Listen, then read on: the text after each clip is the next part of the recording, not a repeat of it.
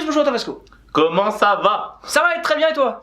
Bah écoute, après cette soirée foot encore une fois. Ouais, pas exceptionnel. Cette soirée foot, il y a eu quelques petits trucs. On va commencer. S'attendait des matchs de haute voltige. Notamment un, mais ce sera pas dans cette vidéo, ce sera dans la vidéo que vous verrez peut-être après ou avant. Je ne sais pas dans quelle heure vous êtes. Bref, c'est n'importe quoi. On va parler du championnat d'Espagne un petit peu qui s'est déroulé pendant cette semaine. C'est parti, les avis.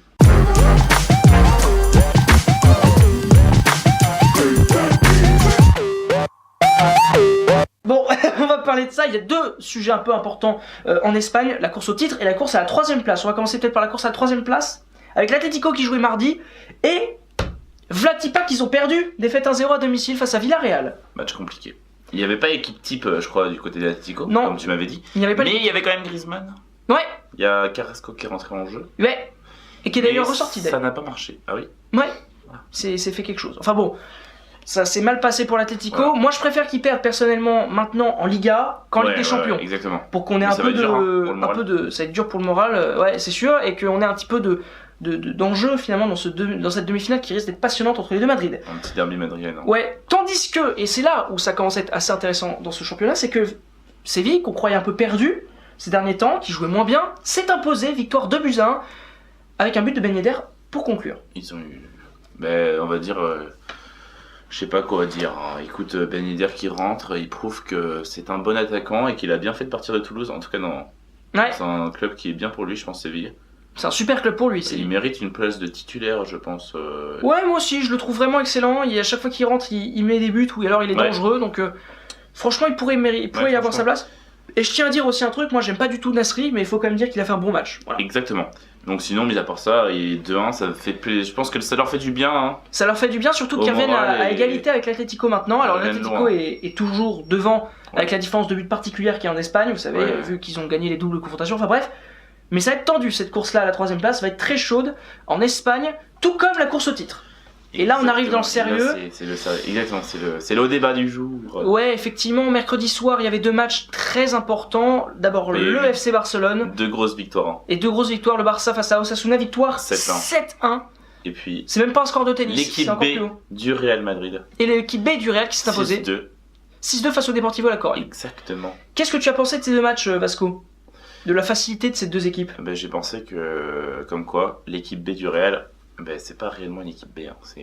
C'est une équipe A', on va dire ça comme ça, peu une formule mathématique. Ouais, je pense que c'est de très bons joueurs qui méritent évidemment d'être titulaires dans un grand club. Rames. Le Real, on voit que c'est très dur d'y être titulaire. Moi, je pense sincèrement que le banc du Real Madrid est peut-être un peu mieux que celui du Barça. Ah oui, ça je le confirme. D'ailleurs, on le voit, hein, le Barça, ils font pas beaucoup de turnover.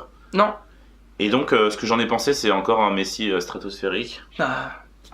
C'était incroyable parce que moi j'ai regardé le match et je fixais Messi un peu pendant la deuxième mi-temps. Il marche tout le temps.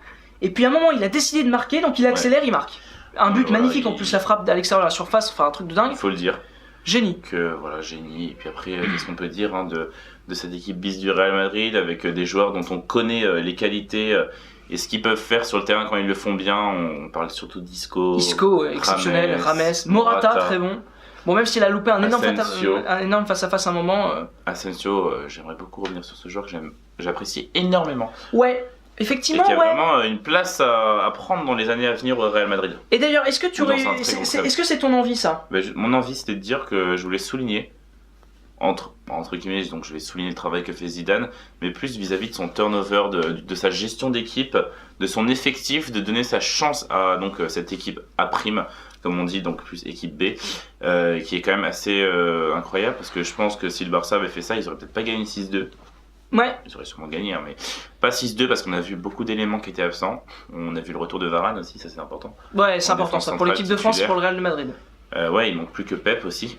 Mais bon, on a vu, franchement, moi j'ai beaucoup aimé, j'aime ce que fait Zidane, et après je pense que l'erreur peut-être qui pourrait lui coûter le titre cette saison, et qui a été l'erreur dans son turnover, la seule peut-être petite bêtise qu'il ait faite, hein, c'est pas du turnover, mais c'est le fait d'avoir fait jouer Bale contre le Barça. Ah ça c'est sûr que c'est une bêtise, il le perd pour de nouveau 3-4 semaines, c'est beaucoup, c'est un joueur très important. Donc ça n'a pas forcément d'influence sur le résultat du match, parce qu'on sait que c'est la défense qui n'a pas fait le taf après, parce que Ramos s'est fait expulser, etc. Et qu'il aurait fallu au moins un match nul pour pouvoir garder ces 3 points d'avance sur le Barça. Ils ont un match d'avance quand même. Voilà, et en plus, ils ont un calendrier qui est pas trop compliqué. Après, ils ont passé la période qui était quand même vraiment très ils ont passé ça. Après, il y a la Ligue des Champions qui risque de les fatiguer. Le Bayern, c'est quand même solide ce qu'ils ont fait.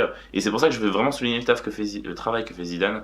De par son turnover, de par ses changements, de par la confiance qu'il accorde à ses remplaçants, même si on sait que c'est des super remplaçants, et que tous les clubs en Europe voudraient évidemment avoir ce banc. Ah, ça c'est certain. Ces joueurs, en tout cas dans leur. Moi perso, si on a ce banc à Marseille, je dis pas non.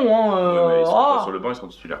Ah non, parce que Patrice Evra à côté gauche, excuse-moi, mais bon, c'est pas mal. Ok, merci beaucoup d'avoir regardé cette vidéo. Marcelo qui était titulaire. Marcelo était quand même là. Ouais. Effectivement, on peut le dire. Pas Contrao, il fait pas trop confiance à Contrao Zidane.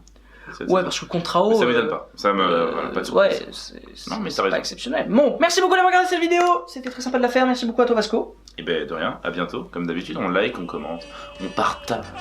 Et on s'empoisonne. On donne son avis et puis évidemment, on se retrouve pour une prochaine vidéo sur notre chaîne.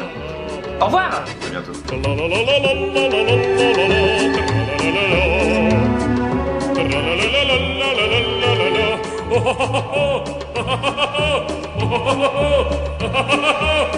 la la